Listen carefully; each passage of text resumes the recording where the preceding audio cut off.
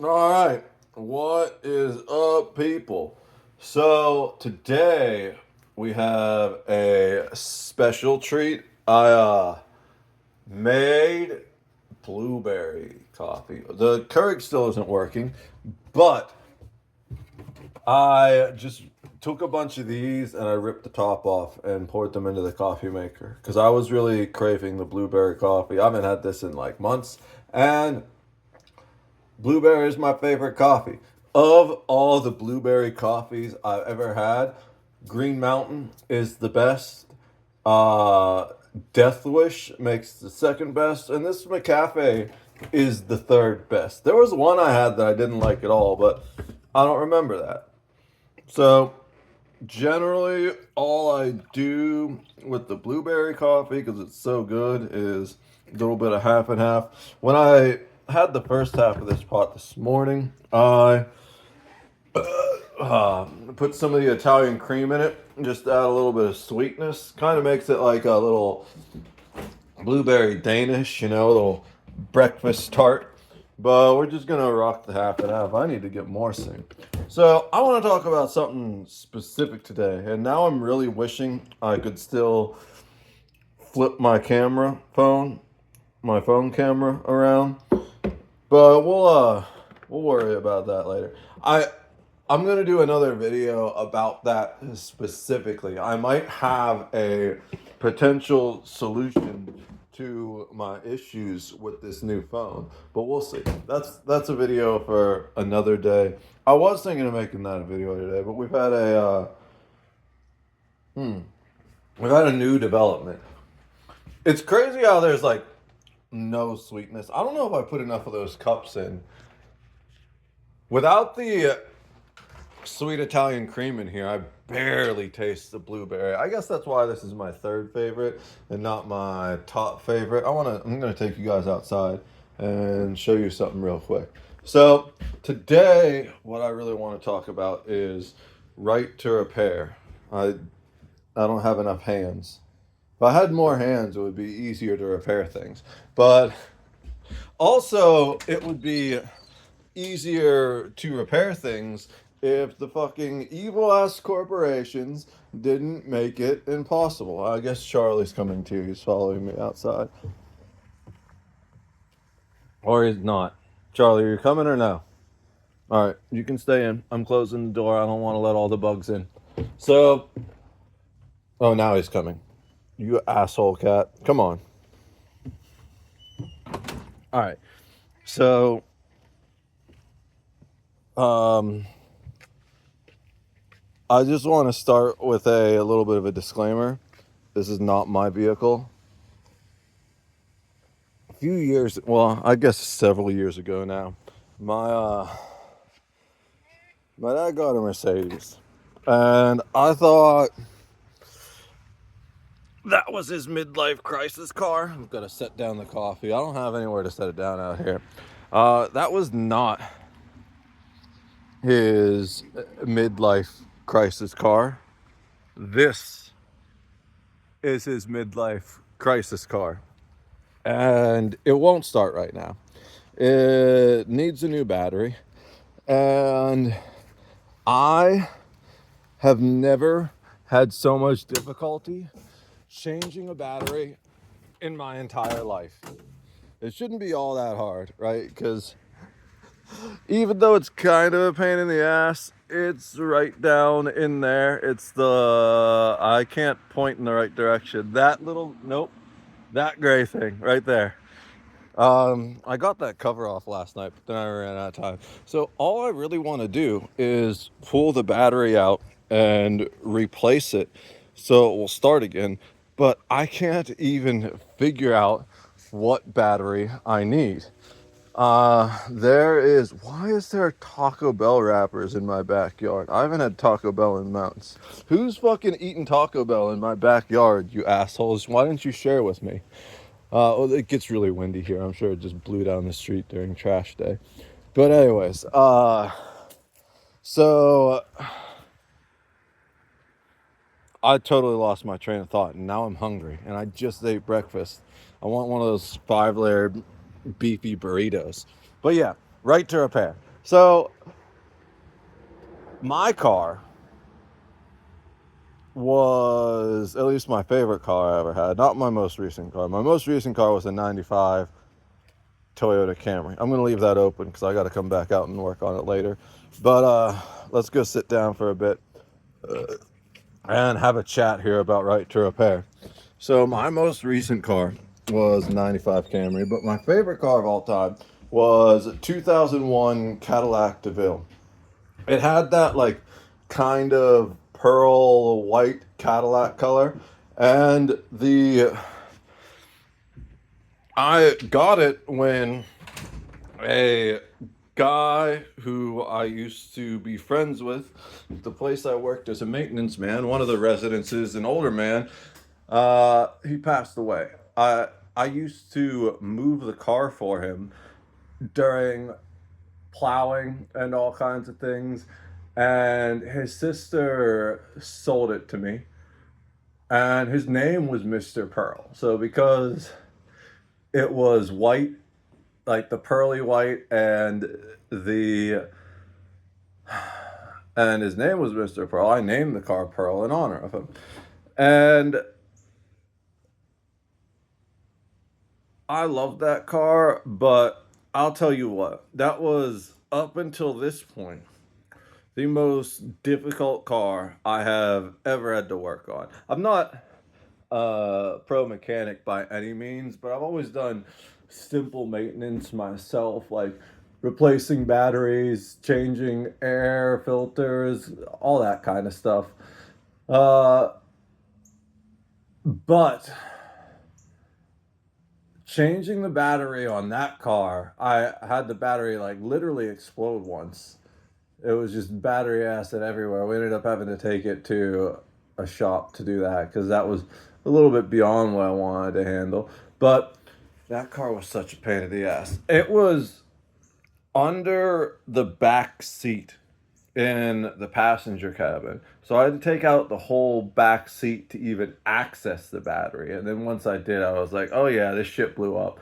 But if you've ever worked on a Cadillac, you'd know that they're kind of notoriously difficult to work on.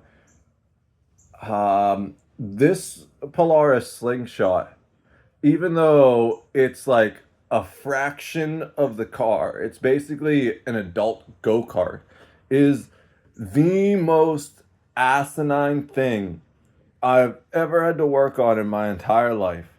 And the primary reason is because they just won't give you proper documentation, right? It's not any kind of serious battery.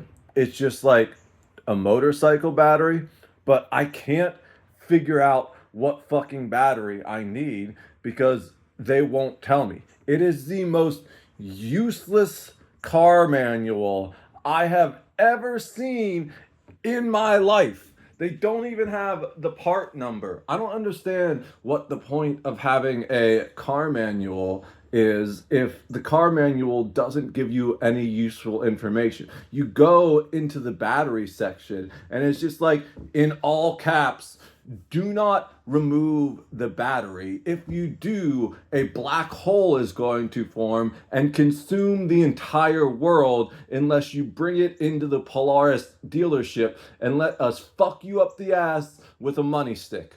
So clearly, there's some it's just really frustrating that we've reached this level where you aren't even allowed to repair your own things anymore. And I do want to take this moment before I forget to say, if you have any interest in right to repair or consumer rights, which you absolutely should, because if you don't, you will own nothing and be happy.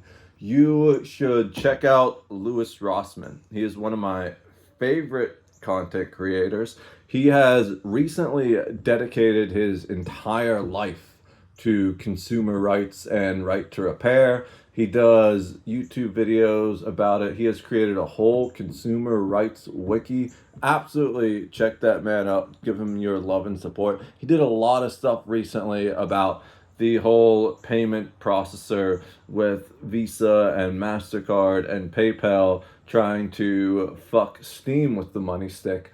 But I just wanted to rant about this to bring a little bit of awareness to it. We're going to keep this video short to make it more accessible. But I can tell you from experience, there's absolutely no reason why you need to pay someone several $100s, because I'm sure that's what the bill would be, to replace a battery. It is absolutely one of the easiest parts of car maintenance you can do, and it's mind-boggling. Now, to be fair, this battery has kind of been a pain in the ass to get to. The place they have it in, it's really ridiculous.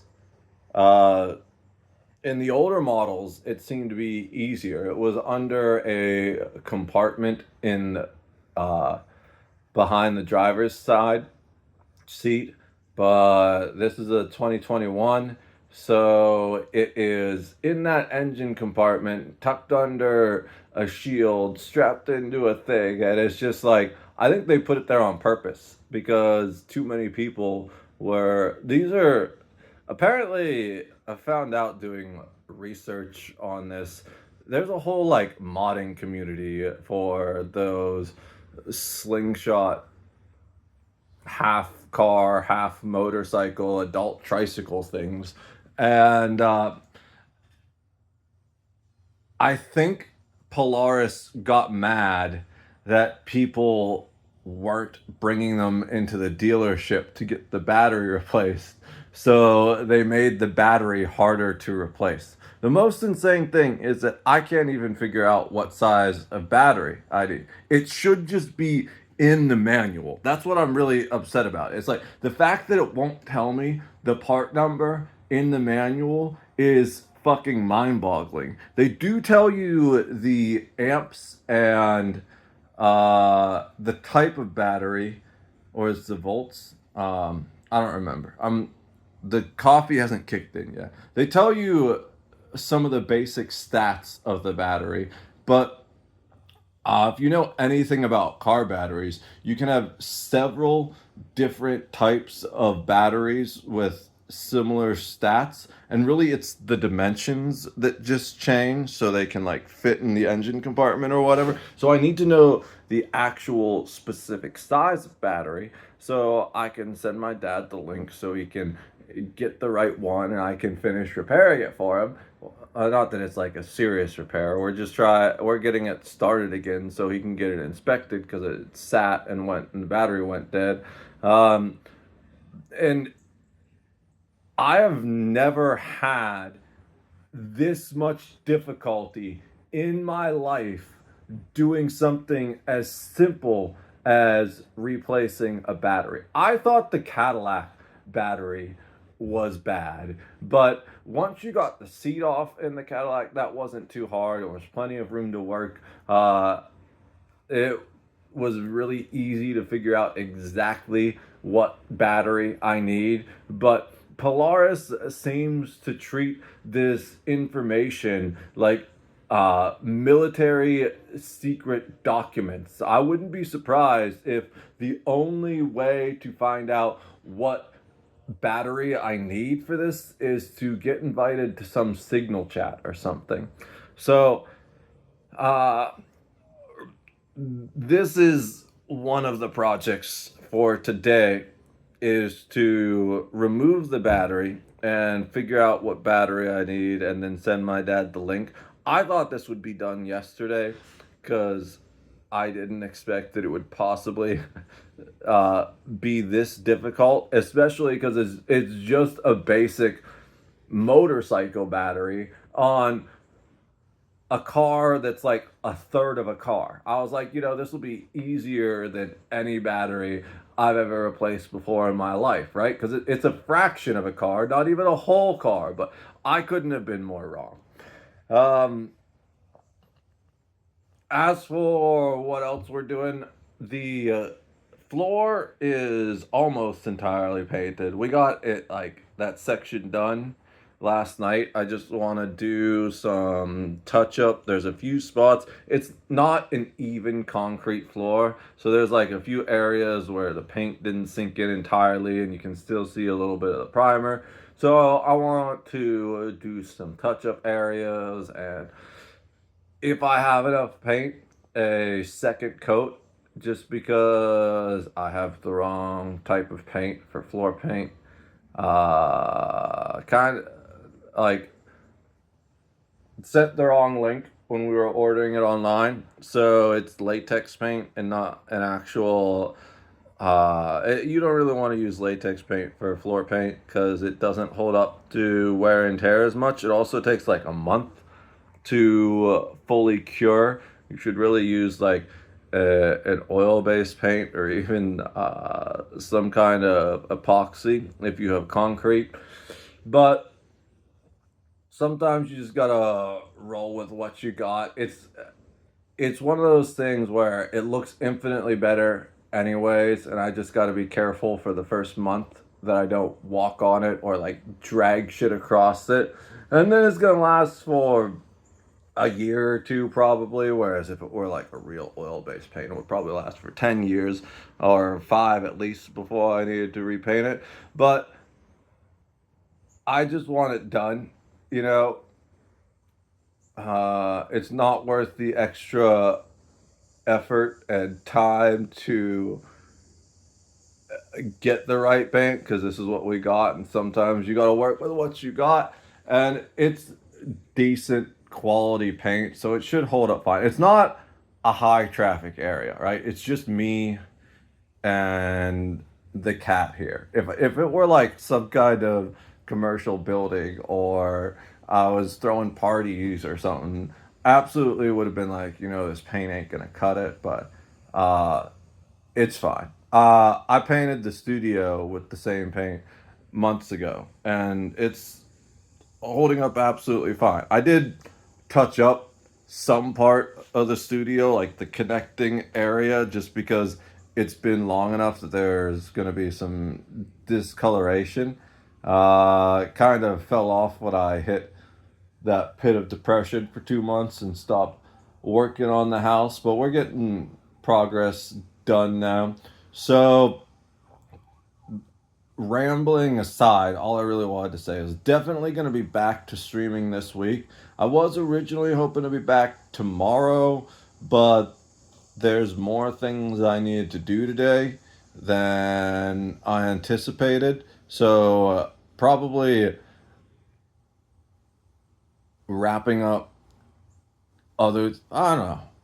We're going to be back to streaming this week. That's all I wanted to say. If you're not aware, we stream on Twitch and Kick. Kind of.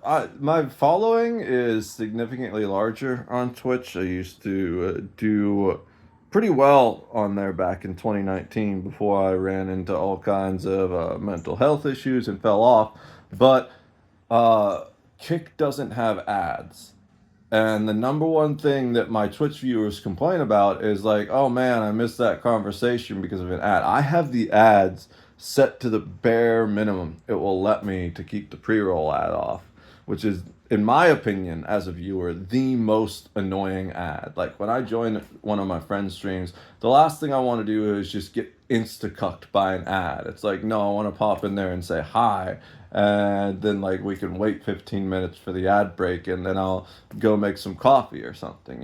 So I keep the bare minimum that Twitch will allow me to have ads on the channel, but it's still way too much. So I can't say this on Twitch, I think, because of their TOS, but I highly recommend, if you're going to watch the stream, that you come watch it on Kick, because I think Twitch is a sinking ship.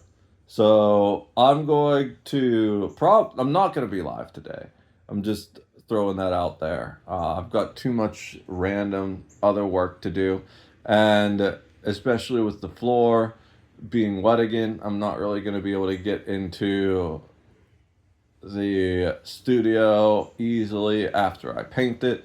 So we're just going to be doing other